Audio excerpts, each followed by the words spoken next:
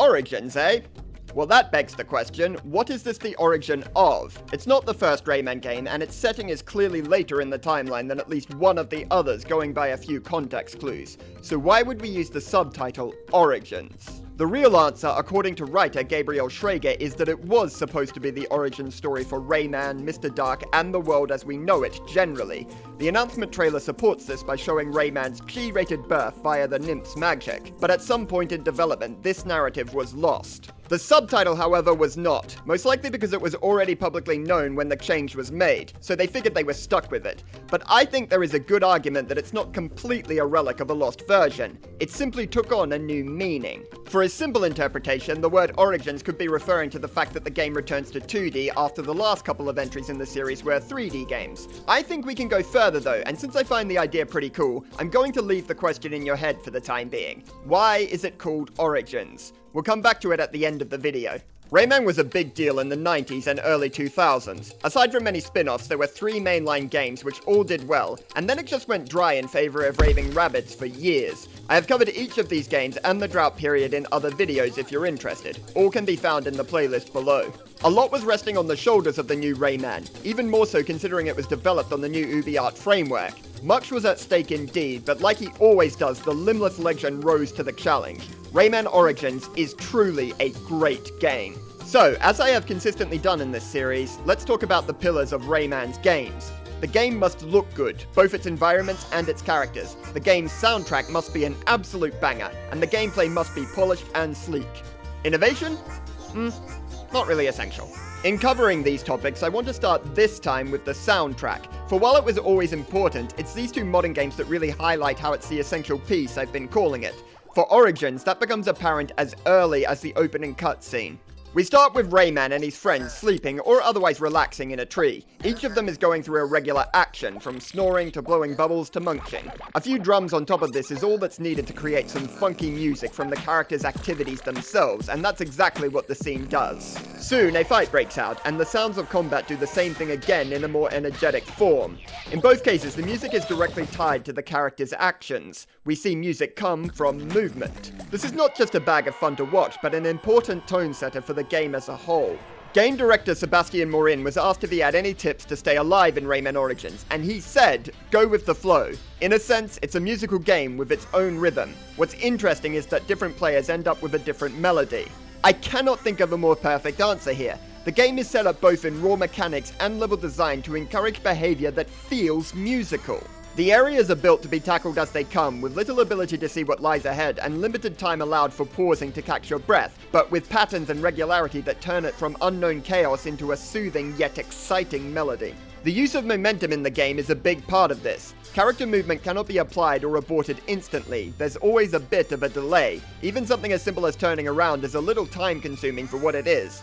Thus, you're encouraged not to fight the momentum, but to trust it. Push forward and see where it leads you. To facilitate this even more, attacks can now be done while standing still or while moving without requiring you to stop. In fact, it accelerates you faster and can be used to initiate a longer jump than you'd otherwise manage. Furthermore, between stomping, gliding, and wall jumping, there's just about always some action possible to keep up your advance. Like the first game, there's quite a few spawn triggers that leave you uncertain of what's ahead, albeit more naturally explained by the environment, but they are still there all the same.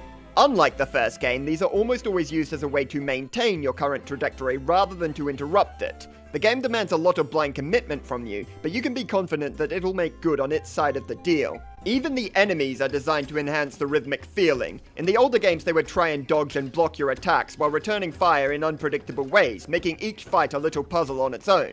Nothing fundamentally wrong with that, but Rayman Origins favors a simpler approach. Their AI is easily predictable now, and every foe you encounter has but 1 hit point to boot. This works much better for integrating them into that broader musical idea, something to dance through instead of forcing you to stop for a scrap. Not a small song of their own, but notes to a bigger piece. More generally, if something goes wrong, the game prefers you to take it again from the top rather than attempt to salvage the situation. Many failures result in instant death, and even when they don't, you can never have more than 2 hit points at a given time. With this, the game permits a small mistake here and there, but will usually insist you repeat the whole section from the start. It's not as ruthless as it sounds though, because super precise movements are rarely necessary. A little jiggling isn't considered a failure. Checkpoints are also very common. This is good, as being too harsh could ruin the flow of the experience as readily as being too slow, and the game is clearly aware of that. So, we can say that everything is considered for the purpose of making the game fluid and exciting, an experience of pure subconscious bliss where jank is left behind. But for players with little experience, this might simply be unintuitive. If you're constantly playing it carefully, you may never discover the raw joy of speed.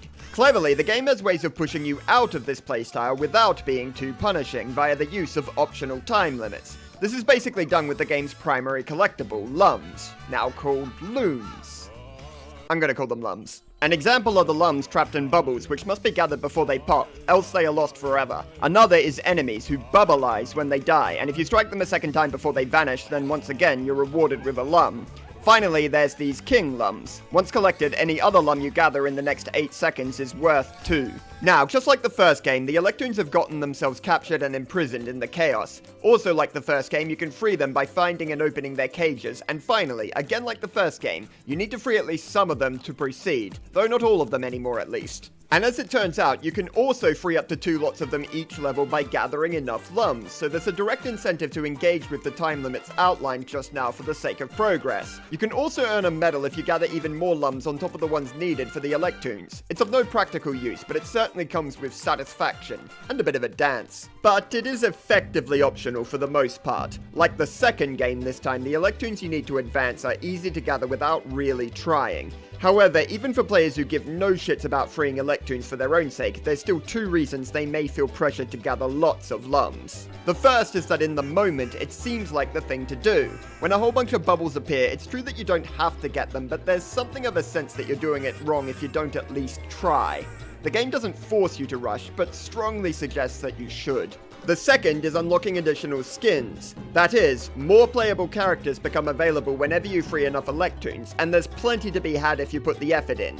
Even if you're not tempted in any other way, I suspect most players will at least be somewhat curious about what's hiding deep in the reward system. Beyond in-game rewards, there's also the reward of achievement itself. Lums act as the difficulty selector, just like the last 2 games. The same trick is used. If you want to get all the medals, then you need to tackle additional challenges in the levels. And thanks to the time limits associated with lums, you'll need to do it with decent determination. But hang on, you also gain lums in other ways that seem contrary to the overarching ideas of speed and flow. These coins, for instance, reward you with a good chunk of lums, but you must go a while without taking damage after grabbing them, or they reset and you get nothing, which directly incentivizes care and disincentivizes speed.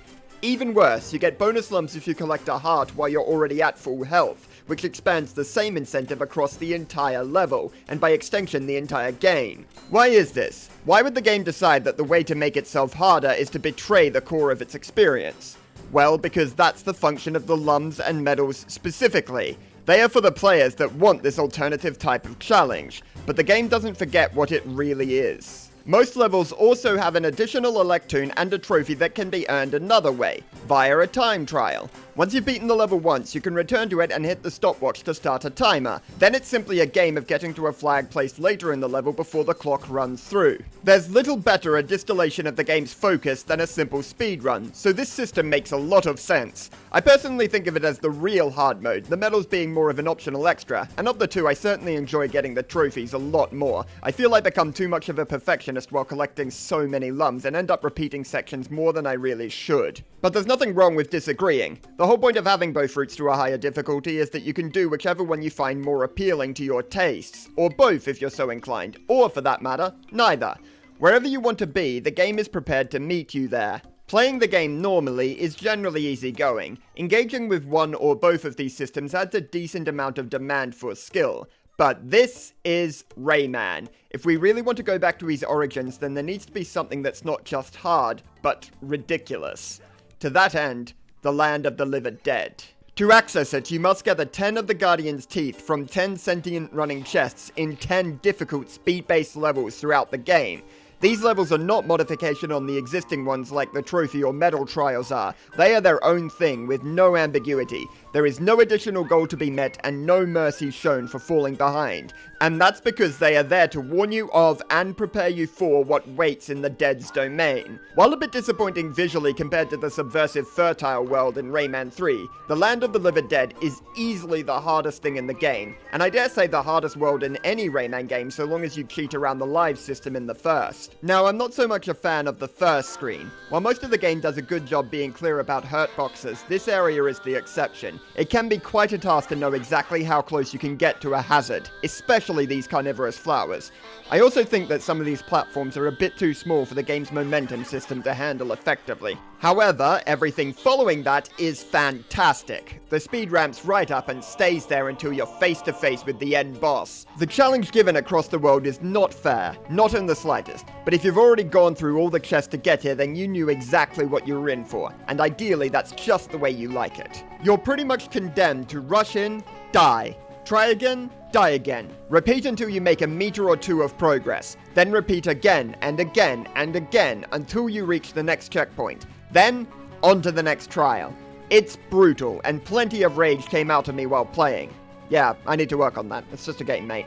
But I'll be fucked if my masochistic side wasn't thrilled. However, there is an issue here. If the only reason to take on this world was for the sake of a harder task, then only players interested in such a thing would come here. Cool. But sadly, that isn't the case. You see, the opening cutscene presents the living dead as the primary antagonists of the story, or at very least the most visible opposition to our heroes. Yet, the actual story of the game has bugger all to do with them. There is another tale being told, but the instigating event of the whole thing is just left unaddressed by the main plot. Thus, proper closure is not to be had unless you venture into the Land of the Living Dead to seek it out, and that means players who would hate the brutality of this world are left with no other way to get a tidy resolution to what was seen in the opening. The main threads of the story should be resolved by the main plot. That way, no matter what sort of player you are, you'll come away with a complete, self-contained experience. It just doesn't sit right with me to deny that to players of all but one type, particularly so when in every other way the game clearly tries to be universally accommodating.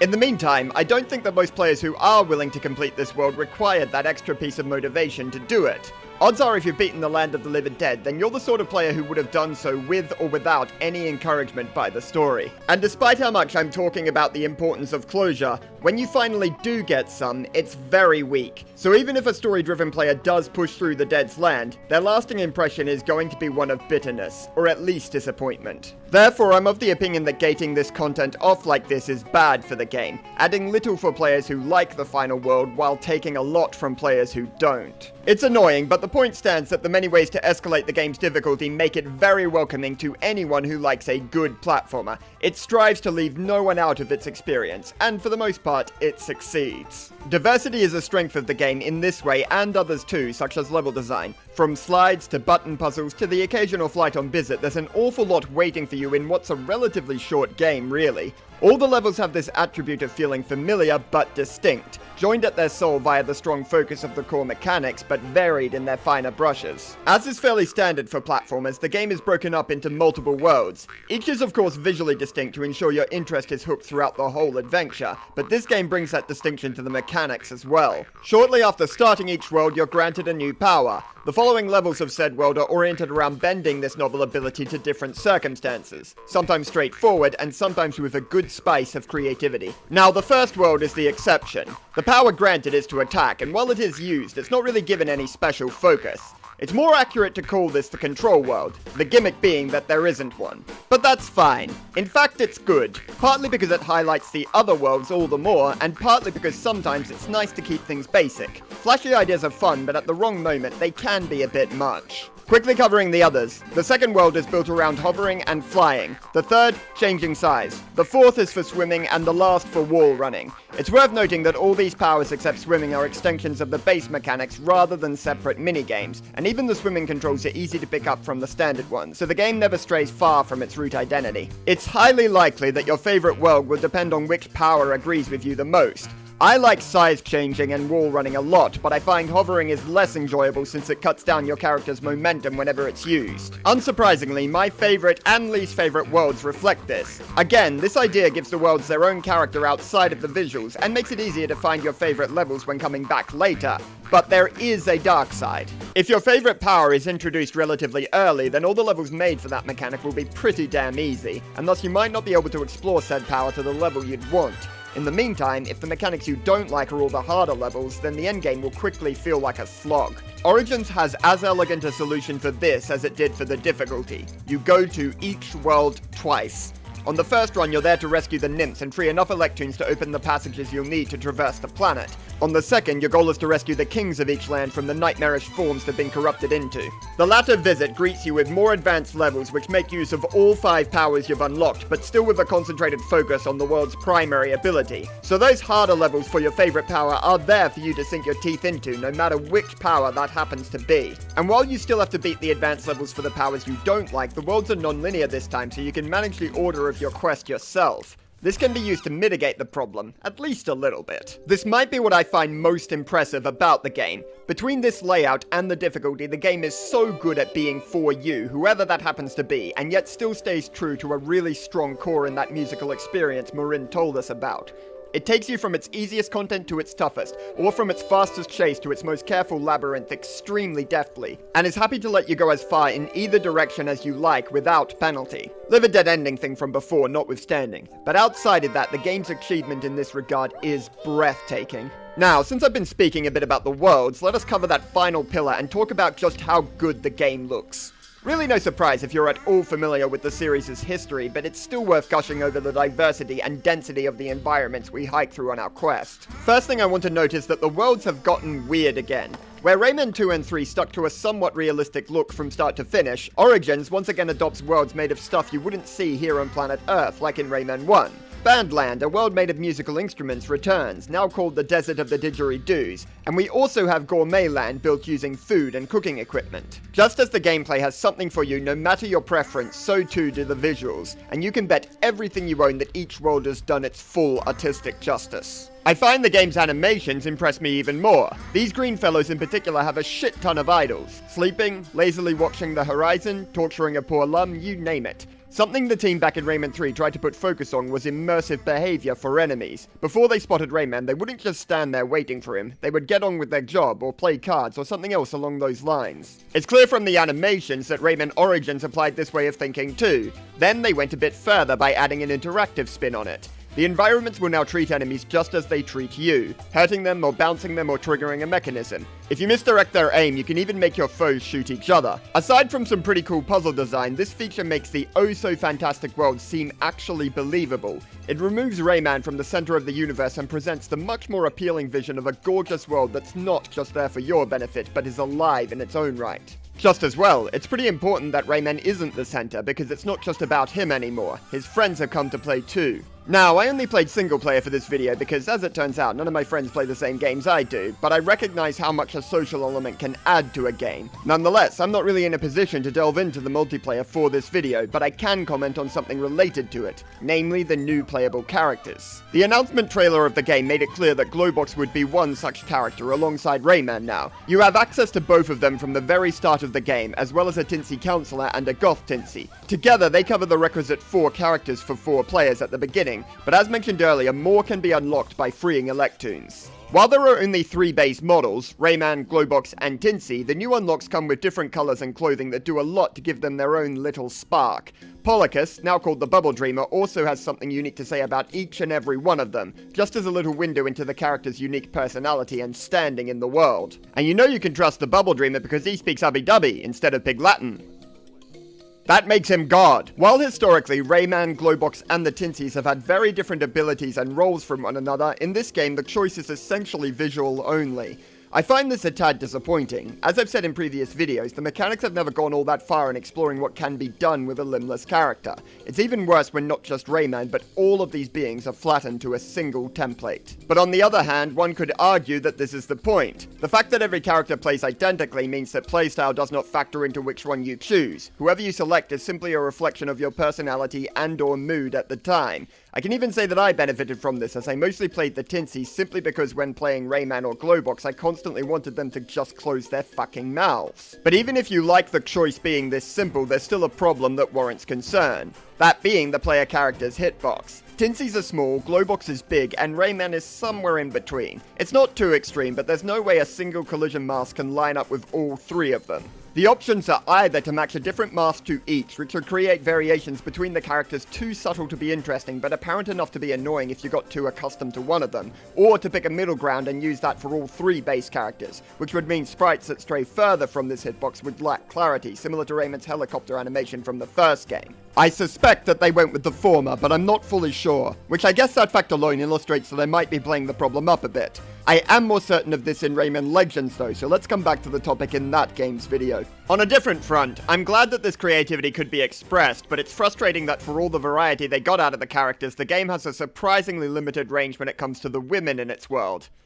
Yep, here we go. Among the playable characters, you'll find only one, at least explicitly. We could say that the other characters are women who don't show it in any way, and maybe we even should, given how much our society considers male as default. But that approach leaves the door open for people to ignore the possibility that the characters are women at all, intentionally or not, and I don't want to do that. I think it is important to acknowledge the portrayals that cannot be denied. To that end, I'm going to proceed with the assumption that the Tinsy Queen is the only female playable character we've got. And under that assumption, you're left with a very restrictive view of what a girl can be in this world. If you're not up for the pink, hyper-feminine type, then you're out of luck. The boys, on the other hand, are not at all starved for choice. Not that there's anything wrong with the Queen's style, nothing wrong with her character either, it's just a lack of diversity that bothers me. All the same, she serves as the closest thing to a saving grace for the game's gender representation, because at least she is a pretty cool and distinct character, on par with the other Tinsies. Among the NPCs, however, we have the nymphs, and their portrayal is not nearly as rosy. Just by their design, it seems clear that the top priority was appealing to the presumed straight male audience and not world building or individuality. Their physical appearance, clothing, and movements all scream sex appeal with little else to say, and that's without considering how out of place they seem with the cartoony silliness found in the rest of the art. Now, I won't be accused of being a prude here, so let's be clear. I'm not against skimpy clothing or sexuality for women. Indeed, I think it can be amazing. I went to Amsterdam while writing this script, and as is its reputation, you're going to see plenty of women expressing themselves sexually in one way or another while walking those streets. And I loved it. I wouldn't change the city even if I could, unlike the mayor apparently. But there are layers of history, purpose, and individual choice that make it feel natural in Amsterdam. In the game, it's very obviously there just to make you hard. Context and character be damned. It certainly doesn't help that the original trailer also thought we needed to see this. Ubisoft, what the fuck are you doing? The nymph's role narratively is first as damsel in distress, then to reward you with powers after they are rescued. This falls into a bad trope of women being helpless without men, and then another of men being owed a reward for helping women, and then a third of women being forced into a supporting role with little agency in the plot. Thinking about it, this might be one of the reasons I really liked playing with the Tinsy Queen, since that dims the light of these tropes a little while raising it for another of women helping each other out. Now of course, Rayman 1 and 2 also made damsels of Patilla and Lee respectively, but that's not the full picture of either fairy's character. When they give you powers, it's not presented as a reward for freeing them, but as them doing their part to help save the world. Lee goes even further by providing information, and is even the one to save Rayman's life during the final boss. Furthermore, the minimal dialogue of Rayman Origins gives less room for the nymphs to express themselves beyond these simple plot beats. The dialogue was most likely stripped down for the sake of keeping the momentum of the game up even through the cutscenes, which makes sense but unfortunately exaggerates the effects of the problematic creative decisions. While the earlier games are hardly a feminist masterclass, they at least offer a way that something like this could have been done better. But even then, they still fall into the trap of women ultimately being the support team to men. Even with all that said, I honestly don't think I would have too much of a problem with the nymphs if they weren't the major female presence in the story. The best way to avoid bad representation of women is simply to have a lot of women walking different life paths, a la She-Ra, Xena, or Mass Effect. Something that games don't seem to ever have trouble with when it comes to the blokes. If there were simply more roles for the women in the world, then the nymphs would still be worth an eye roll, but not much more than that. But unfortunately, here we are. Moving on, I can't exactly be positive about the second visit to each world when you rescue the kings, either. This time the issue is gameplay. I reiterate that the game does a great job of flow and rhythm, but it seems the one place where that really doesn't belong is enormous boss fights. Before delving into this, there's a few principles I want to get across. A good boss fight uses a repertoire of attacks that have different counterplay from one another. They should start off simple and slow-paced, adding additional attacks as they lose life. The new attacks should not replace the old, but combine with them to build a more interesting and complicated experience for the players. There should also be a reasonable margin for error so that you're not forced to repeat the entire fight whenever you make a small mistake. The fight should also be a game of finding the moments in your opponent's attack patterns where you have the opportunity to hurt them. They should not be a semi-turn-based affair where the boss attacks you several times, then goes prone so you can hit the obvious weak spot. While there can be times where you cannot do damage to them, the opposite is not true. Bosses should always be threatening the player in some way. On judgments that are harder to measure but still important, the attack should give you enough warning beforehand such that they are reasonably possible to evade on your first attempt, but never so much time that you find yourself passively waiting for them without much else to do, except in the early phases where it's fair to give a bit of breathing room. These ideas might seem a bit restrictive, but I do feel that they make for strong guidelines. If the boss does not add to their attack patterns, then the fight is static. If they completely abandon their old attacks, then the fight lacks cohesion. If their attacks are too sudden, or if the punishment for messing up is too severe, then the fight is cheap. If they're too slow, or there's too much room for error, then the fight is boring. And if a boss stops fighting just to give you a moment to hit them, then the whole event feels artificial, and not to mention just kinda lazy. There is some wiggle room, of course. You don't have to follow every rule to the letter, but they are a good base to build off. And if a rule is to be broken, then I think the designer should have a specific reason in mind why. With that said, Rayman Origins breaks every one of these rules at one point or another, and there's little sense that it was done for the right reasons. Now, not all bosses are made equal. The last one in the Land of the Living Dead is okay, and I actually quite like this one in the Dragon's Tummy. These two still break some of the rules, but I can forgive them their small transgressions. But this bird thing is, in my opinion, the worst boss fight in the whole series, and this plant monster is a close second. Much to my annoyance, near the end of the game you have to repeat these two fights specifically, and none of the others, which is just perfect. Thank you. To break it down a bit more, both do the thing where they go prone to be hit once they're finished attacking. Both never repeat old attacks at all, and both operate in a way that if you take damage, you're likely to end up taking another hit and starting over. Somehow, they manage to feel too fast and too slow at the same time. Namely, their large size means that it takes a long time to get out of the way, so you'll have to start moving before they've really begun their attack. But the long pauses and slow speed means that once you do know it's coming, presumably from a previous failed attempt, then dodging is piss easy. The only rule they follow is to introduce new attacks as the fight goes, but even then their new attacks aren't harder or more nuanced than the old, they're just a different flavor of frustration. So there is quite literally nothing that I like about them. I don't even really like their designs, and the music is pretty forgettable too. These two have become quintessential examples of what not to do in a boss fight for me. To be a bit more positive, let's go back to the dragon, the one I do like, which is far from perfect but works around a lot of the issues with the other fights well. The attacks are fire streams, which are fast enough to keep you active, but telegraph themselves with smoke trails, so they never feel unfair. It also avoids instant death mechanics, and allows you to heal yourself whenever you hurt the boss, so whenever you start over, there's more sense that you've screwed up enough to warrant it. But really, the best thing about the fight is context. You beat the dragon by literally getting swallowed, and then upsetting his stomach so much that he loudly burps out all the dark influences corrupting him. It's weird, but it's memorable and unique, and these traits can make up for a lot of deficiencies in the actual design, provided it's not utterly awful anyway. It's odd that between the boss fights and the nymphs, most of the objectives you try to achieve over the game represent some of its ugliest faces. In general, the joy I got came from the experience of traversing a normal level. These are great, but they do somewhat blend together. Most of my memories concerning specific moments of the game are what it does wrong, but thankfully, the ending is one of the exceptions to this pattern. Throughout your adventure, there's no clear antagonist. All the bad shit is justified as a side effect of the Bubble Dreamer going crazy. But by paying close attention to the opening cinematic, you may realize that the sound of our hero snoring, which originally angered the dead, was actually amplified by a hidden microphone.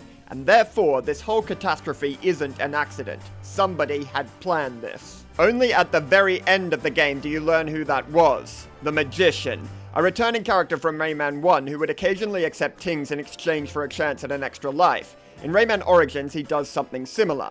You remember how you are awarded with Electroons for gathering enough lums at the end of a level?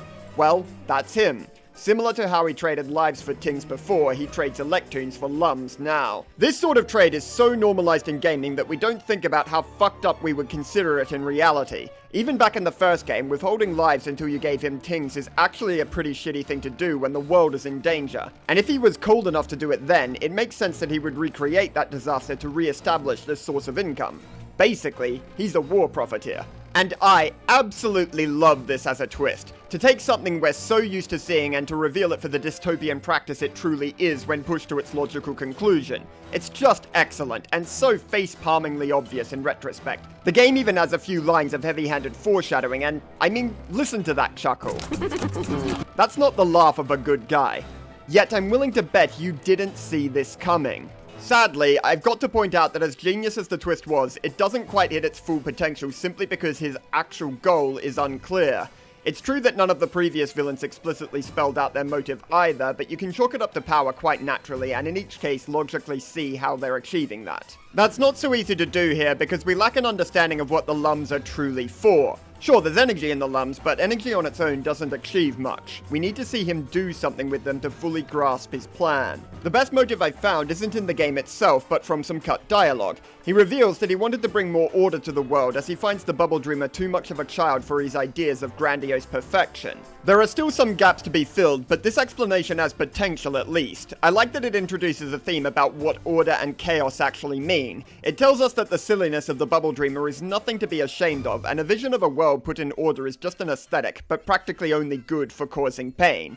You know, a bit like what the Mayor of Amsterdam is trying to do. So there's a bit more depth there, but we still lack knowledge of how he wanted to get this done. If we saw something bad that the Lums were used to make, like an enemy type or a doomsday weapon, then all would be gravy. This could easily be done without dialogue as well, so it would fit with the style of the game. It's a little head-scratching that they got this close to rounding out the situation and then just didn't take that last major step. But then again, as much as I can bitch about it for 5 paragraphs, who really cares? That twist that I love so much doesn't draw from subverting narrative beats or tropes, it comes from subverting the expectations of gaming itself, from turning an interaction on its head, not a theme or a cliche. Again, we come back to that musical gameplay style where the game wants you to go with the flow, and at last, in a cunning reversal, the ending reveals what we missed due to that mindset. The real genius of the twist is that even with all its shortcomings, it's still rooted in the game's core identity.